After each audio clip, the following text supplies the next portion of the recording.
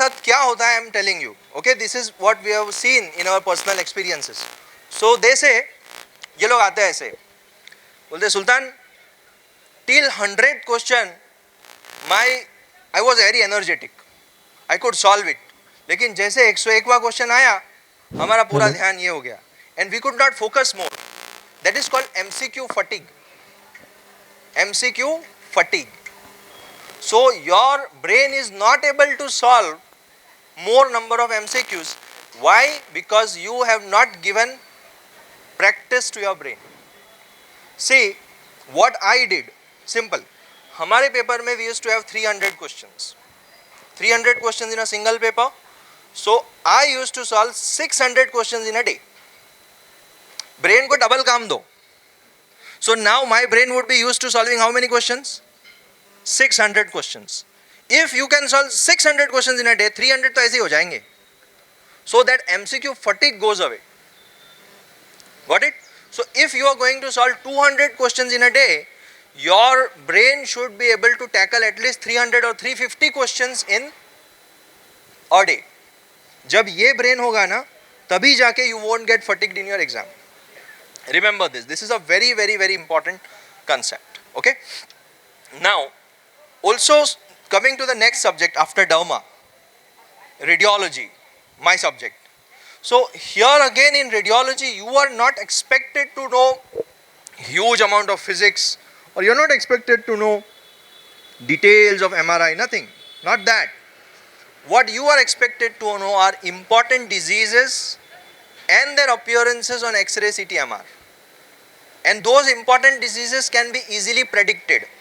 यानी कि रेडियोलॉजी कभी अकेला नहीं पूछा जाता, समझे? They will always tell you that there is a patient who was pregnant, recently delivered, and now she complains of sudden onset breathlessness, and they might give you a CT chest image, contrast CT chest image, and they might ask you what is the diagnosis.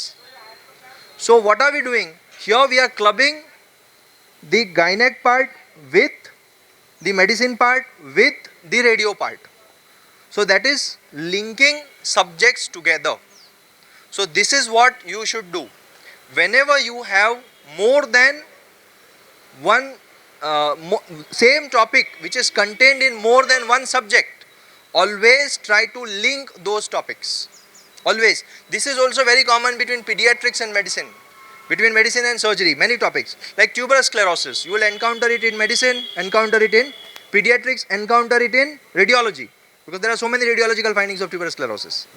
So always they might give you a history of tuberous sclerosis, and they might give you that there is a tumor in the brain's child. What is it? So it has to be what? Sega. You got it?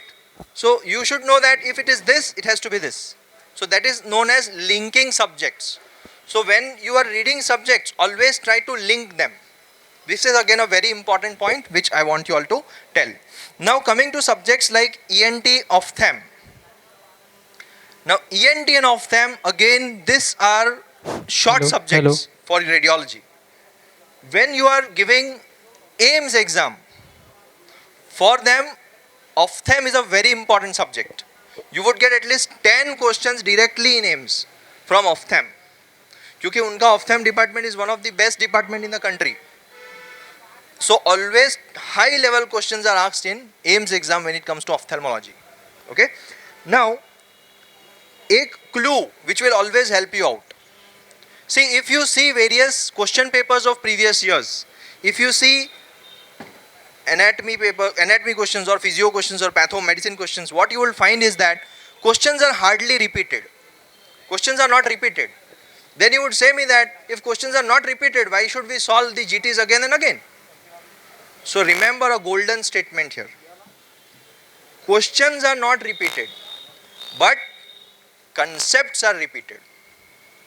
It means that if question was asked on CS cervix stage 2 previous year, now you might get a question which is based on CS cervix stage 4. You got it? So basically what is important is not that question, but topic of CS cervix. So just don't mug up the answers when you are solving MCQs. So one MCQ should not be a single MCQ. It should be like 4 MCQs. For example, if there is an MCQ with 4 options, You should be able to tell why A is not correct, why B is not correct, why C is correct answer, and why D is not correct. If you are able to apply this logic, your knowledge is this sound, that is true solving of GT. Okay, that is the true solving of MCQs. So basically you are not just mastering one concept at a time from one MCQ, but 4 different concepts. Okay. Similarly, when you read ortho, a huge book, right? How much to remember in orthopedics? But important questions like bone tumors. You always get a question 1 on bone tumors. Very important. You cannot skip that topic. Bone tumors, osteomyelitis, important question. So all these important topics should be done immediately. Okay. Now, very vast subjects. Once you finish all these short subjects, that is radio, psychiatry, derma, ENT, ophthalm. Now, before you start your medicine, what I recommend you is finishing patho, micropharma. Patho, micropharma. You finish these 3 top important subjects first. Because if you finish pharma, take my words, 25 questions of your paper are done. 25 questions. If your pharma is strong. And if your pharma is okay-ish, 80% pharma is done, take 22 out of 25 questions would be done. You got it? Always you would have questions in pharma from autonomic nervous system. 101%. किसी भी साल का paper उठाओ, you will get question from ANS. Fix होता है. Local anesthetics, fixed question. You will get questions based on CNS drugs. ये सब fixed questions हैं, which are always asked in exams. So pharma, you have to be very thorough. One more important thing which is always loved in NEET is questions from recent advances. Like new drug which is obtained, which is doing so and so. That is always a favorite question. So always try to learn newer drugs which are there, as many as possible in pharma books. Because you would get at least 5 to 6 questions which are just based on new drugs. Fix, you would get. जो भी नया drug आएगा उस time पे, that's a fixed question. Okay? Now coming to other important subject which is micro. Now when it comes to micro, this is a vast subject, but how I went through it is, I saw all images first. This is how I saw. Okay? I took the book, I read Baveja and Anand Narayan. तुम लोग ने, if you have read Apurva Shastri, fine. So main textbook what you have read, you open that main textbook and chapter wise go through all the images A to Z which are there in the book. Okay? That is the best way. So if you go through all images, so even when you ask me a micro question, my brain works like this. I go chapter 1, Steph, chapter 2, Strepto, chapter 3, Nemo. So I'll see from which chapter the question is asked and accordingly I would answer it. Okay, I always remember micro as a compartment in my brain. ये एक chapter, दूसरा chapter, तीसरा chapter. So this technique helps when it comes to remembering too much, because you have too many microbiological tests, biochemical tests like salmonella. What are the tests which are positive for salmonella? So MR positive, citrate positive. So this is how I remember. ये chapter है तो इसका ये है positive. Cholera, darting motility, ऐसा. Chlamydia, so tumbling motility. So this is how I remember chapter wise. So when it comes to that chapter, फटक से जो जितने MCQ points हैं ना, that you should know. Important points which are asked in exams. Okay. Now when it comes to parasitology, there are hardly few important questions which are asked from parasites. Like all those slide based questions, identifying falciparum versus vivax. So my advice to you when it comes to micro is that always do image based questions first, because you would always get image based questions from micro and patho. Fix है ये. Patho में भी, suppose you have not read the entire Robbins, कोई वांदा नहीं. At least जो main images है, you see those.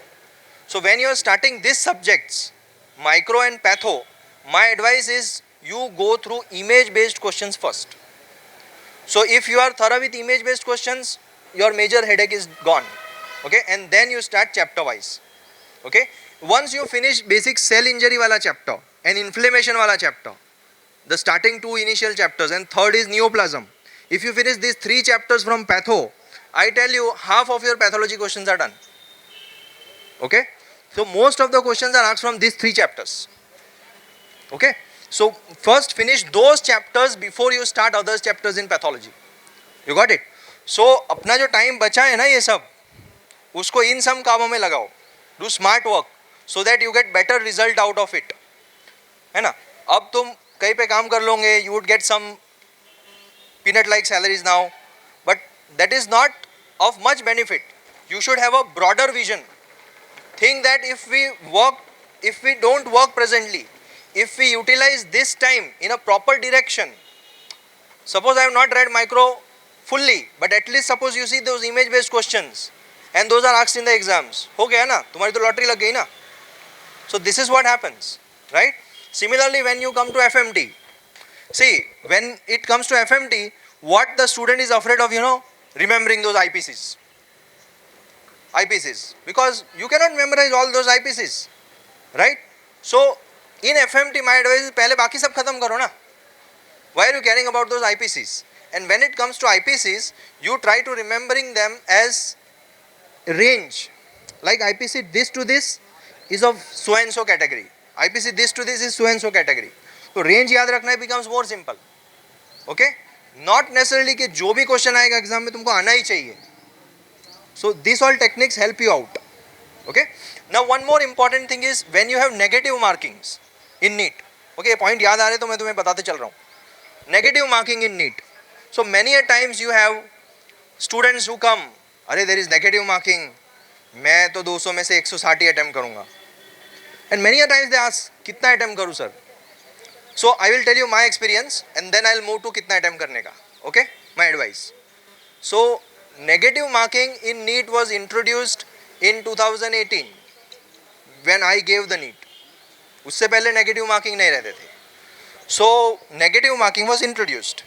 And so I came, मैं पेपर दे के बाहर आया. I will not tell you now कि मैंने कितने अटेम्प्ट किए थे. पेपर दे के I came outside. So outside my friends was standing who were actually competitors, अच्छे students. मुझे लगता था कि they would perform well. So I asked them कितने अटेम्प्ट किए. They told me Sultan I attempted 160. Sorry, it was for 300 questions. So they told me that they attempted 240. मैं बोला ये तो 100% गया. He's out of competition. You got it? If you don't attempt 60 questions, how are you in